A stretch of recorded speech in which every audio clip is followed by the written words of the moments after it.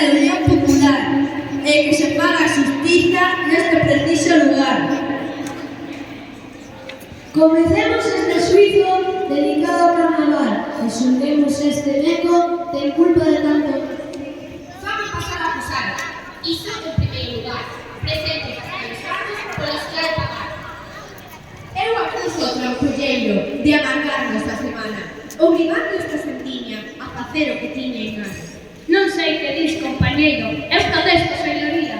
Es que me tocou esta escola moita festa e alegría. Mandounos pintar a cara e traer a roupa do revés, levar traxe de boda e levar pixama tamén. Iso foi moi divertido. Que te dixo de inmoral? Alegramos moito día neste tempo invernal. Espera aí, compañeiro, que ainda non me matei.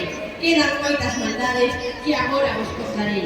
Eu acuso o trampulleiro de molestar aos rapaces, obrigando a traballar para facer os disfraces. Iso son todo mentiras. Non hai nada demostrado. Este neco mansiño como un bistec empanado. Os feitos foron expostos, nada quedou por falar. A unha última palabra, o acusado imos lle dar.